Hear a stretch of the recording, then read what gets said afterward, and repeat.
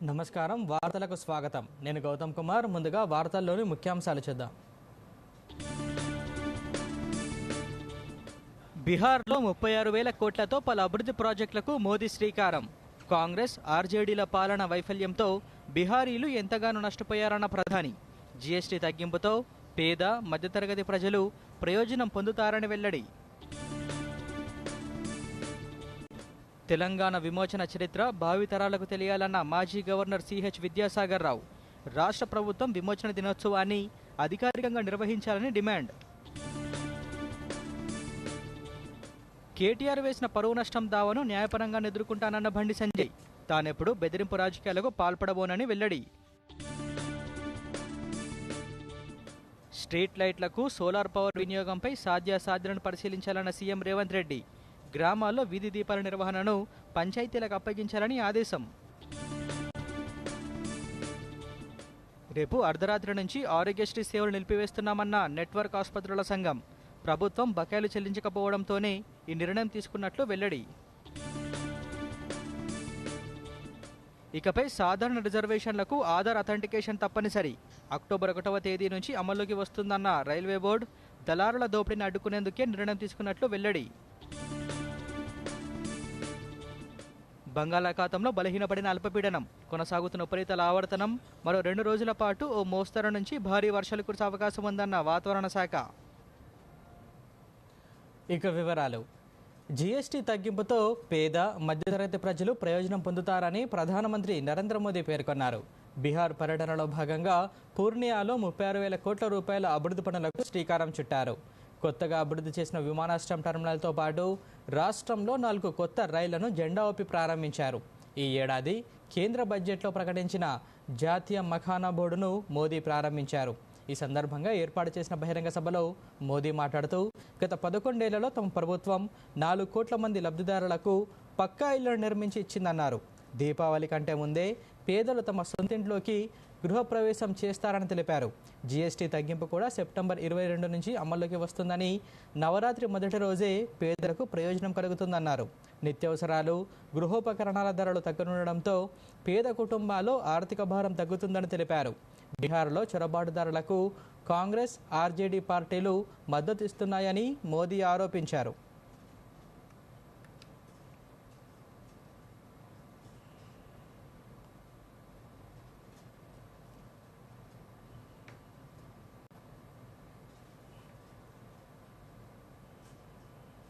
नवरात्र का पहला दिन आएगा और उसी दिन 22 सितंबर से देश में जीएसटी एकदम कम हो जाएगी। देश में आपकी रोजमर्रा की जरूरत की ज्यादातर चीजों पर जीएसटी में बड़ी कमी की गई है। जीएसटी कम होने से माताओं बहनों का रसोई का खर्च बहुत कम होने वाला है। मंजन साबुन शैम्पू से लेकर घी और खाने की कई चीजें सस्ती हो जाएगी। बच्चों की पढ़ाई में काम आने वाली स्टेशनरी की कीमत घट जाएगी। जब गरीब की चिंता करने वाली सरकार होती है तो ऐसे ही गरीबों की भलाई के काम करती है। ఆవిష్కరణలను ప్రోత్సహించేలా నిబంధనలు ఉండాలని కేంద్ర ఆర్థిక మంత్రి నిర్మలా సీతారామన్ పేర్కొన్నారు అయితే అవి బాధ్యతాయుతమైన రీతిలో ఉండాలని అభిప్రాయపడ్డారు ఏఐ ఫర్ వికసిత్ భారత్ వేగవంతమైన ఆర్థిక వృద్ధికి అవకాశం పేరిట ఢిల్లీలో మంత్రి నిర్మలా సీతారామన్ నివేదికను విడుదల చేశారు ఈ సందర్భంగా వారు మాట్లాడుతూ ఏఐని అందిపుచ్చుకోవడమే కాకుండా వాటిని వివిధ రంగాలు వినియోగించాలని ప్రభుత్వం నిర్ణయించుకుందన్నారు ఏఐ వేగంగా పురోగమిస్తుందని దాంతో కొన్ని సవాళ్లు కూడా ఎదురవుతున్నాయన్నారు దీనికి తగినట్లుగా మార్పులు అవసరమన్నారు ఈ సరికొత్త సాంకేతికత ఉద్యోగాల పరంగా ఎటువంటి సవాళ్లు విసరడం లేదన్నారు ఏఐని దుర్వినియోగం చేయడం వల్ల సమాజంపై దుష్ప్రభావం పడుతుందని నిర్మలా సీతారామన్ ఆందోళన వ్యక్తం చేశారు The AI centers for education, for agriculture, for health, and urban spaces, urban cities. Now when you showed the presentation, I see you have retained agriculture, you've retained health, you've retained education, but you're talking about now space and space technology. Fine, what has happened to my urban spaces? Where is it? Have you dropped it out? It was mentioned on the recommendation of the team which met me. So we need better cities to live, and therefore I am very insistent that AI should help us give solutions for better city urban areas which exist and for newer urban centers that we may plan. I think we need to have a greater understanding that AI probably is capable of giving us in situ solutions without having to remove people from where they are, but keep them there, but give them the solutions which has been waiting for decades. గ్రామాల్లో వీధి దీపాల నిర్వహణను గ్రామ పంచాయతీలకు అప్పగించాలని ముఖ్యమంత్రి రేవంత్ రెడ్డి ఆదేశాలు ఇచ్చారు. వీధి దీపాల ఏర్పాటు, నిర్వహణ అధికారం సర్పంచ్లకి అప్పగించి ఎంపీడీఓ స్థాయిలో పర్యవేక్షణ చేయాలని సూచించారు. మున్సిపల్, పంచాయతీరాజ్, జీహెచ్ఎంసీ అధికారులతో కమాండ్ కంట్రోల్ సెంటర్లో సీఎం రేవంత్ రెడ్డి సమీక్ష నిర్వహించారు. ఈ సందర్భంగా వీధి దీపాల నిర్వహణపై కీలక సూచనలు చేశారు. వీధి దీపాల నిర్వహణ కోసం పెద్ద కంపెనీల నుంచి టెండర్స్ పిలవడంతో పాటు వీధి దీపాలకు సోలార్ పవర్ను వినియోగించడంపైన సాధ్యాలను పరిశీలించాలని అధికారులను ఆదేశించారు. రాష్ట్రంలోని ప్రతి విద్యుత్ పోల్ సర్వే చేయించాలని, ఐఐటి లాంటి సంస్థలతో థర్డ్ పార్టీ ఆడిట్ చేయించాలని సీఎం సూచించారు. రాష్ట్రంలోని అన్ని వీధి దీపాలను కమాండ్ కంట్రోల్ సెంటర్తో అనుసంధానం చేయడంతో పాటు ఏఐతో ఎప్పటికప్పుడు విశ్లేషణ చేయించాలన్నారు.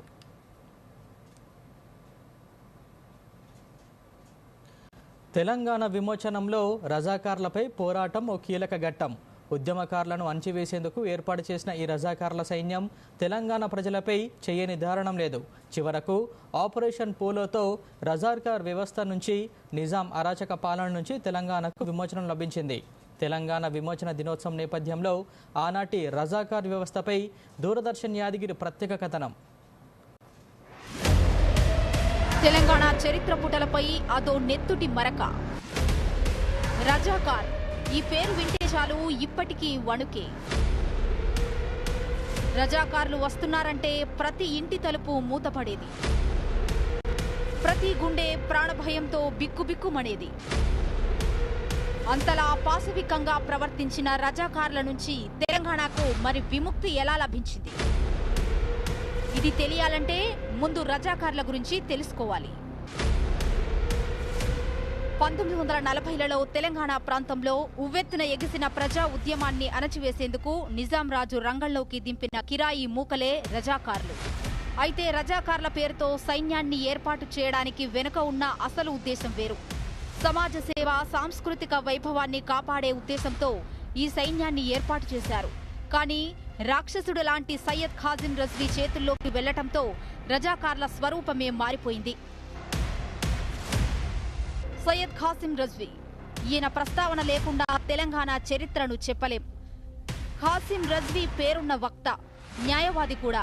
ఉత్తరప్రదేశ్ నుంచి లాతూర్కు వలస వచ్చాడు. 1927లో ఎంఐఎం పార్టీని స్థాపించిన నిజాం రాజు బహదూర్ యార్జంగ్ మరణంతో ఎంఐఎం నాయకత్వం ఖాసిం రజ్వీ చేతుల్లోకి వెళ్లింది. దీంతో ప్రజా ఉద్యమకారులను అణచివేసేందుకు రజ్వీ రజాకార్లను రంగంలోకి దించాడు. రజాకార్ల సైన్యాన్ని పోషించేందుకు అప్పట్లోనే రోజుకు దాదాపు 30,000 రూపాయలు ఖర్చు చేసేవారట. ఆ సొమ్మంతా ప్రజల నుంచి బలవంతంగా వసూలు చేసిందే. ప్రజల నుంచి సొమ్మును వసూలు చేయడం కోసం రజాకార్లు చేయని దారుణం లేదు. నిజాంకు, ప్రభుత్వానికి వ్యతిరేకంగా పనిచేస్తున్న వారిని నిర్దాక్షిణ్యంగా కాల్చి చంపేయటం, ప్రజల ఆస్తిపాస్తులను దోచుకోవడం, ఇళ్లలోకి చొరబడి మహిళలపై అత్యాచారాలకు తెగబడటం, వారిని వివస్త్రాలను చేసి బతుకమ్మ ఆడించడం, భార్యల ముందే వారి భర్తల ప్రాణాలు తీయడం, ఇలా రజాకార్లు చేయని పాపాలు లేవనే చెప్పాలి.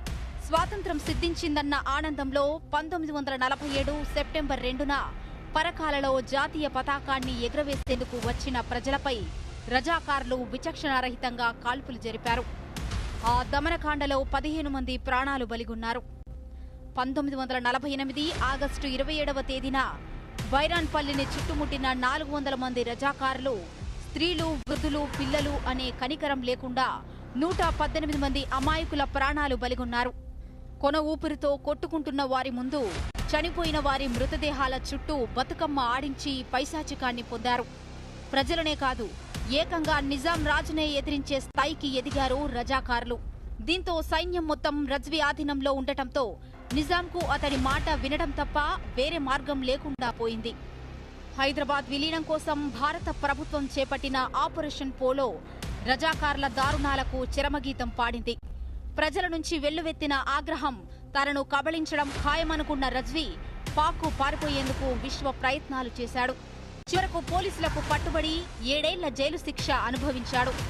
ఆ తర్వాత కుటుంబంతో కలిసి పాకిస్తాన్కు వెళ్లిపోయాడు. దీంతో రజ్వీతో పాటు రజాకార్ల వ్యవస్థకు తెరబడింది. అరాచక పాలన నుంచి హైదరాబాద్కు విమోచనం లభించి తెలంగాణ ప్రాంతంలో ప్రజా ప్రభుత్వం ఏర్పడింది. Bureau report, Doordarshan news.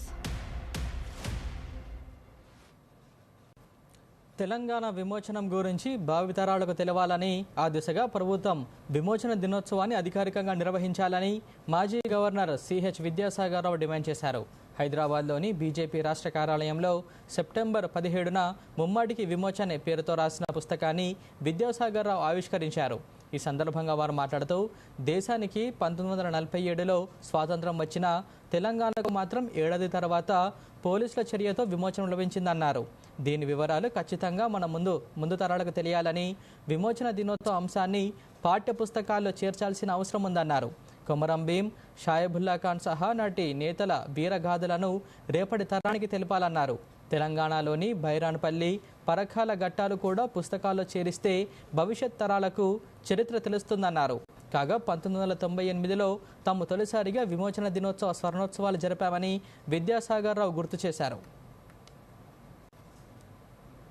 విమోచన దినంగా ప్రకటించిన తర్వాత దీని ఉత్సవాన్ని ప్రభుత్వమే అధికారికంగా నిర్వహించాలని, పిల్లల పాఠ్యాంశాల్లో దీన్ని ఒక పాఠంగా ఉంచాలని, కొమరం భీం, షాయబుల్లా ఖాన్ తదితర మహనీయులు వాళ్ళ యొక్క విగ్రహాలను హైదరాబాద్ నగరంలో ప్రతిష్టాపన చేయాలని, ఏదైతే పోరాట ఘట్టాలున్నాయో బైరాన్పల్లి కానివ్వండి, పర్కాల కానివ్వండి, నల్గొండలో చాలా మంది సోదరులు ఎన్నో పార్టీలకు అతీతంగా ఉద్యమం నడిచింది ఎన్నో సంవత్సరాలు. మళ్ళీ ఆంధ్ర మహాసభ వచ్చిన తర్వాత కొన్ని మార్పులు చేర్పులు, కాంగ్రెస్ కమ్యూనిస్ట్ సభని కావచ్చు, కానీ పార్టీలకు అతీతంగా నిజాము వ్యతిరేకంగా ఈ ప్రాంతాన్ని విమోచన చేయాలనేటువంటి ఉద్యమం. ఇప్పుడు ప్రకటనలు.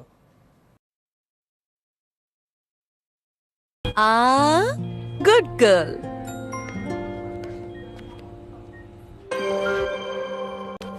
సాలరీ పడిందా? మరిప్పుడు కొత్త కమ్మలా? కాదు, ముందుగా పొదుపు, ముందుగా కమ్మలు. ఇదిగోండి, ప్రతి నెల కొంత పొదుపు చేయండి, కొంత పెట్టుబడి పెట్టండి, ఇంకొంత ఎమర్జెన్సీ కోసం దాచుకోండి.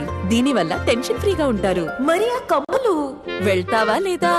ఇంజెక్షన్ ఇవ్వనా? ఆర్బీఐ అంటోంది, పొదుపు చేసే వనిత సాధిస్తుంది ఘనత.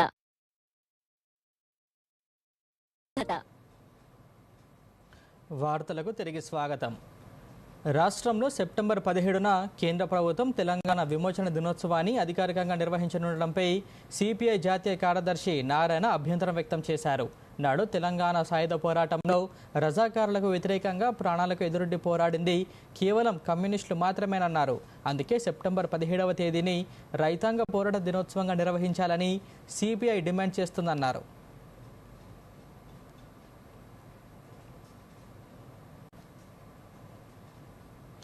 సెప్టెంబర్ 17న పబ్లిక్ గార్డెన్ వేదికగా రాష్ట్ర ప్రభుత్వం తెలంగాణ ప్రజాపాలన దినోత్సవం నిర్వహిస్తున్న నేపథ్యంలో ఏర్పాట్లను డీజీపీ జితేందర్ పరిశీలించారు. రాష్ట్ర ప్రభుత్వ principal secretary Naveen Vittal, GHMC commissioner RV కర్ణన్తో కలిసి పబ్లిక్ గార్డెన్లో పోలీస్ పెరేడ్ రిహార్సల్స్ను కూడా తిలకించారు. ప్రజాపాలన దినోత్సవం పేరుతో నిర్వహించే ఈ వేడుకల్లో సీఎం రేవంత్ రెడ్డి పాల్గొని జాతీయ జెండాను ఎగురవేస్తారు. మంత్రులు, ఇతర ప్రముఖులు ఆయా జిల్లా కేంద్రాల్లో జరిగే వేడుకల్లో పాల్గొంటారు.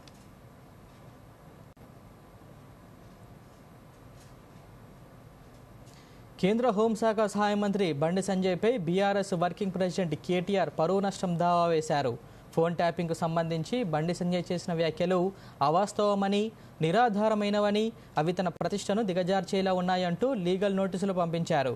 బండి సంజయ్ తన హోదాను దుర్వినియోగం చేస్తూ ప్రజల్లో తన ప్రతిష్టను దిగజార్చడానికి ప్రయత్నిస్తున్నారని కేటీఆర్ ఆరోపించారు. కాగా కేటీఆర్ పిటిషన్పై సిటీ సివిల్ కోర్టు సోమవారం విచారణ జరిపింది.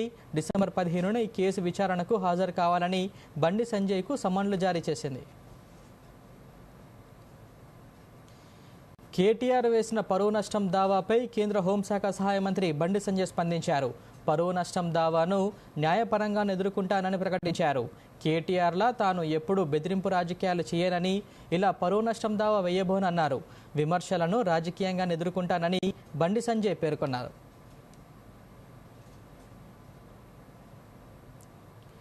బీఆర్ఎస్ నుంచి గెలిచి కాంగ్రెస్లో చేరిన ఎమ్మెల్యేలు తప్పించుకునే ప్రయత్నం చేస్తున్నారని బీఆర్ఎస్ నేత మాజీ మంత్రి జగదీష్ రెడ్డి విమర్శించారు.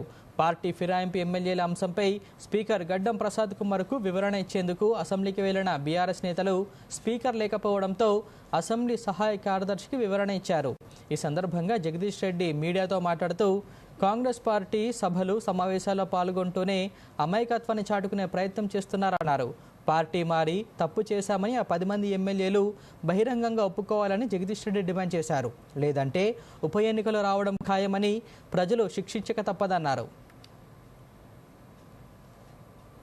రాజీనామా చేస్తుందని చెప్పకపోయినప్పటికీ కాంగ్రెస్ పార్టీలో చేరి పార్టీ ఫిరాయించిన 10 మంది శాసనసభ్యుల పైన మేము ఏదైతే స్పీకర్ గారు చర్య తీసుకొని వారిని అనర్హులుగా ప్రకటించాలని చెప్పి వారిపైన మేము కంప్లైంట్ చేసినాము.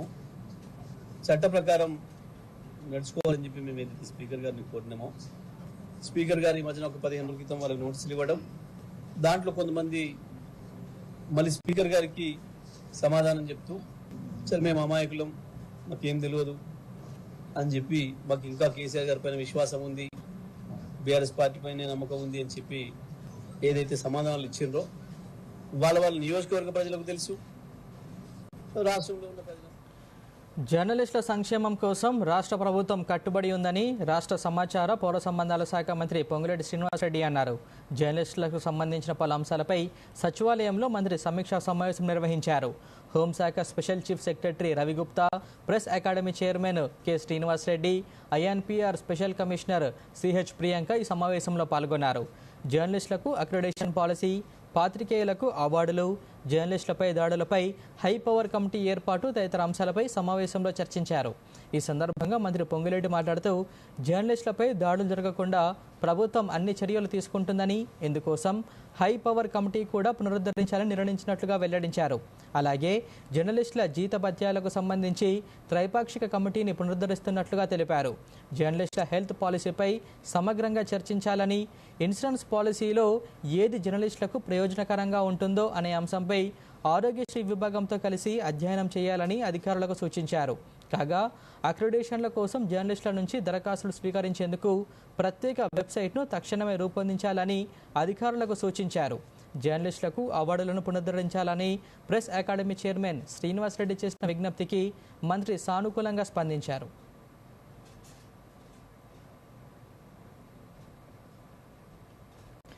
ఇప్పుడు చిన్న విరామం.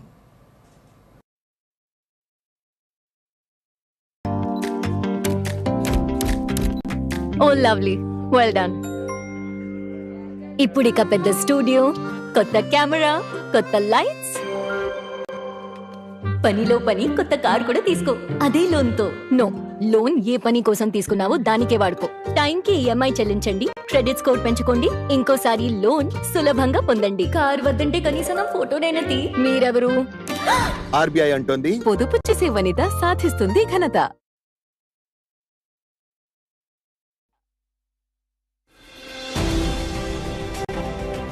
నవభారత అభినవ నరేంద్రుడు, ప్రజాసేవే జీవన లక్ష్యంగా పనిచేస్తున్న ప్రధాన సేవకుడు, విశ్వవేదికపై భారత కీర్తి పతాకాన్ని గర్వంగా నిలబెట్టిన నాయకుడు, వికసిత్ భారతానికి మార్గం చూపుతున్న కృషిశీలుడు, తెలంగాణ అభివృద్ధి యాత్రలో తోడ్పాటునందిస్తూ యువ రాష్ట్రానికి బలమైన తోడుగా నిలుస్తున్న నరేంద్రుడు.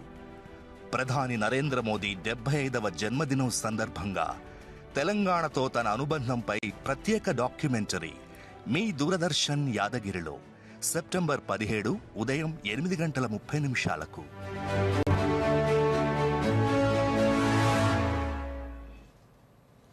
వార్తలకు తిరిగి స్వాగతం.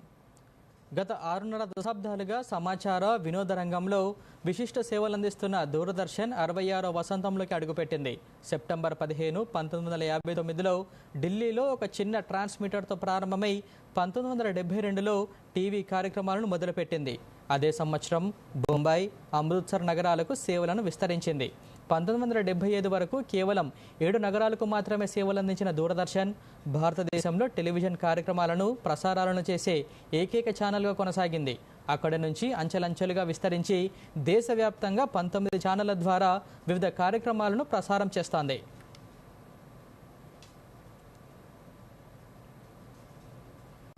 और परोपकार की भावना से किया जाता है वो निश्चित ही अच्छा होता है.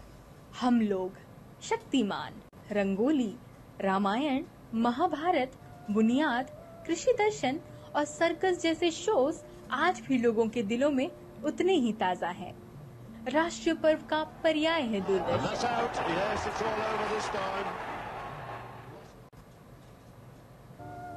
15 सितंबर తెలంగాణ వ్యాప్తంగా రేపు అర్ధరాత్రి నుంచి ఆరోగ్యశ్రీ సేవలను నిలిపివేస్తున్నట్లుగా తెలంగాణ నెట్వర్క్ ఆసుపత్రుల సంఘం ప్రకటించింది. ఆసుపత్రులకు చెల్లించాల్సిన బకాయిలు, ఇతర సమస్యలపై ప్రభుత్వం పదే ఇచ్చిన హామీలు నెరవేర్చకపోవడంతో ఈ నిర్ణయం తీసుకున్నట్లుగా TANHA రాష్ట్ర అధ్యక్షుడు డాక్టర్ వద్దిరాజు రాకేష్ ప్రకటనలో తెలిపారు. గత 20 రోజులుగా ఆరోగ్య శాఖ మంత్రితో పాటు AHCT CEO తాము తరచూ సమావేశాలు నిర్వహించిన సమస్యలు పరిష్కారం కాలేదని తెలిపారు. ఆరోగ్య శాఖ మంత్రి దామోదర రాజనరసింహ బకాయిల సమస్య పరిష్కారానికి కృషి చేస్తున్నప్పటికీ సమస్యలు అలాగే ఉంటున్నాయన్నారు. దీంతో మంగళవారం అర్ధరాత్రి నుంచి రాష్ట్ర వ్యాప్తంగా ఉన్న అన్ని ప్రైవేట్ నెట్వర్క్ ఆసుపత్రుల్లో ఆరోగ్యశ్రీ సేవలను నిరవధికంగా నిలిపివేస్తున్నట్లుగా వెల్లడించారు. ప్రజలు, లబ్ధిదారులు తమ సమస్యను అర్థం చేసుకొని మద్దతు ఇవ్వాలని ఆయన కోరారు.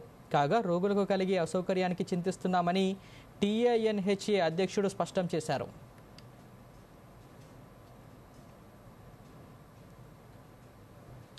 తెలంగాణలోని ఇంజనీరింగ్ కళాశాలలకు గత ప్రభుత్వం కూడా ఫీజు రియంబర్స్మెంట్ బకాయిలు చెల్లించలేదని మల్కాజ్గిరి ఎంపీ ఈటెల రాజేందర్ విమర్శించారు. SC/ST విద్యార్థులకు కేంద్ర ప్రభుత్వమే ఫీజు రియంబర్స్మెంట్ చెల్లిస్తుందని తెలిపారు. హుజూరాబాద్ పట్టణంలోని ఓ ప్రైవేట్ ఫంక్షన్ హాల్లో మీడియా సమావేశం నిర్వహించారు. తెలంగాణలో 9,000 కోట్ల రియంబర్స్మెంట్ బకాయిలు ఉన్నట్లుగా తెలిపారు. కామారెడ్డి బీసీ డిక్లరేషన్లో బీసీ విద్యార్థులకు 100% రియంబర్స్మెంట్ ఇస్తామని హామీ ఇచ్చిన కాంగ్రెస్ ప్రభుత్వం పాత విధానంలోనూ రియంబర్స్మెంట్ చేయలేదని విమర్శించారు. తన రాజకీయ జీవితంలో ఇంత బాధ్యత లేని ప్రభుత్వాన్ని చూడలేదని, సమస్యలు పరిష్కరించకపోతే ప్రజాగ్రహానికి గురికాక తప్పదని కాంగ్రెస్ ప్రభుత్వాన్ని ఈటెల హెచ్చరించారు.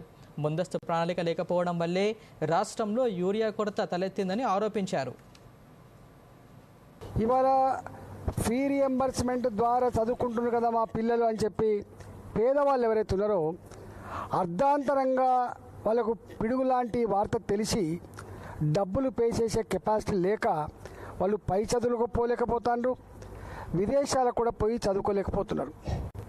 ఎంత దారుణం అంటే ఈ పరిస్థితిలో ఉంటే ఈవెన్ సోషల్ వెల్ఫేర్ హాస్టల్స్ కావచ్చు, బీసీ వెల్ఫేర్ హాస్టల్స్ కావచ్చు, రెసిడెన్షియల్ స్కూల్ కావచ్చు, వాళ్ళకి ఇచ్చే డైట్ ఛార్జెస్ 6 నెలలుగా ఇవ్వకపోవడం వల్ల విద్యార్థులకు ఫీజు రియంబర్స్మెంట్ బకాయిల పాపం బీఆర్ఎస్ పార్టీదేనని ప్రభుత్వ విప్ ఆది శ్రీనివాస్ అన్నారు. కేసీఆర్ ప్రభుత్వం 4 ఏళ్ల పాటు ఫీ రియంబర్స్మెంట్ చెల్లించలేదని, దానివల్లే ఇప్పుడు ప్రభుత్వంపై భారం పెరిగిందని తెలిపారు. ముఖ్యమంత్రి రేవంత్ రెడ్డిపై కేటీఆర్ వ్యక్తిగత దూషణలకు దిగడం సరికాదన్నారు. కాగా యూరియా విషయంలో భారత రాష్ట్ర సమితి దుష్ప్రచారం చేస్తుందని ఆరోపించారు. సరిపడా యూరియాను ఇవ్వని కేంద్రాన్ని ఎందుకు ప్రశ్నించడం లేదని ఆది శ్రీనివాస్ నిలదీశారు. అవినీతి కేసులు ఇరుక్కున్నందుకే కేంద్ర ప్రభుత్వానికి బీఆర్ఎస్ నేతలు భయపడుతున్నారని ఆరోపించారు. ప్రభుత్వం మాట్లాడే ప్రయత్నం చేస్తున్నది, వాస్తవ పరిస్థితి చెప్పే ప్రయత్నం చేస్తున్నది. ఈ ప్రభుత్వం వచ్చి 20 మాసాలు అవుతుంది. విద్యా విధానంలో మార్పులు తీసుకుని వచ్చి పేద విద్యార్థులకు టెక్నాలజీని మరింత పెంపొందించి విద్యా బుద్ధులు నేర్పించే క్రమంలో ప్రభుత్వం తీసుకున్న చర్యల గురించి కూడా వారికి చెప్పడం జరుగుతూ ఉంది. వారు సమ్మెకు పోకుండా ఉండాలనేదే ఈ ప్రభుత్వం యొక్క లక్ష్యం. ప్రభుత్వం తప్పనిసరిగా వారితో మాట్లాడుతుంది. తప్పనిసరి వారికి కూడా ఫీజు రియంబర్స్మెంట్ ఇచ్చేటువంటి ఆలోచనలోనే పేద విద్యార్థులు చదువుతున్నటువంటి వాటిని కూడా ఇచ్చేటువంటి సందర్భంలో ప్రభుత్వం తప్పనిసరిగా ముందుకు వస్తుంది. అంటే రాష్ట్ర ఆర్థిక పరిస్థితిని బట్టి జరుగుతున్నటువంటి ఇబ్బందిని గమనించమని చెప్పి చాలా సందర్భంలో కోరినటువంటి సందర్భం తప్ప పేదలకు సంబంధించినటువంటి 2024-25 ఆర్థిక సంవత్సరానికి ఎలాంటి జరిమానాలు లేకుండా ఆదాయపు పన్ను రిటర్న్లు దాఖలు చేసేందుకు గడువు నేటితో ముగియనుంది. ఇప్పటి వరకు దాదాపు 6 కోట్లకు పైగా పన్ను చెల్లింపుదారులు ఈ ప్రక్రియను పూర్తి చేసినట్లుగా ఐటీ విభాగం పేర్కొంది. ఈ వెరిఫై అయిన రిటర్న్లు 5.51 కోట్లున్నాయని, ఇందులో 3.78 కోట్ల వరకు పరిశీలన పూర్తయిందని తెలిపింది. అయితే రిటర్న్ గడువును పొడిగించినట్లుగా జరుగుతున్న ప్రచారాన్ని ఆదాయపు పన్ను విభాగం ఖండించింది. దాఖలుకు ఎలాంటి పొడిగింపు లేదని స్పష్టం చేసింది.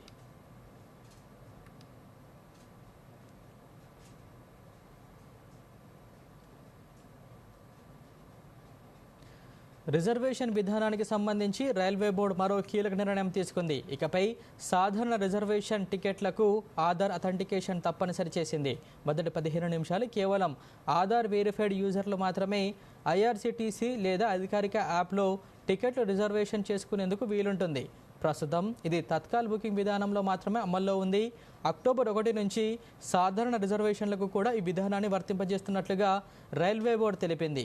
ఏదైనా రైలు ప్రయాణానికి ప్రస్తుతం 60 రోజుల ముందే టికెట్ రిజర్వేషన్ చేసుకునేందుకు సౌలభ్యం ఉంది. కానీ తత్కాల్ టికెట్ల మాదిరిగానే బుకింగ్ ప్రారంభమైన వెంటనే అక్రమార్కులు సాఫ్ట్వేర్ సాయంతో టికెట్లను బుక్ చేసేస్తున్నారు. దీంతో సాధారణ ప్రయాణికులు నష్టపోతున్నారు. ఈ నేపథ్యంలో రిజర్వేషన్ టికెట్లు పక్కదో పట్టకుండా సామాన్య యూజర్లకు ఆ ప్రయోజనాలు అందాలన్న ఉద్దేశంతో ఈ నిర్ణయం తీసుకున్నట్లుగా రైల్వే బోర్డు పేర్కొంది. ఈ మేరకు అన్ని జోనల్ కార్యాలయాలకు సమాచారం ఇచ్చింది. బంగాళాఖాతంలో అల్పపీడనం కారణంగా తెలంగాణలో 2 రోజుల పాటు భారీ వర్షాలు కురిసే అవకాశం ఉందని హైదరాబాద్ వాతావరణ కేంద్రం తెలిపింది. ఈ మేరకు అధికారులు పలు జిల్లాలకు ఎల్లో అలర్ట్ జారీ చేశారు. గత రాత్రి హైదరాబాద్లో కురిసిన భారీ వర్షానికి లోతట్టు ప్రాంతాలు జలమయమయ్యాయి.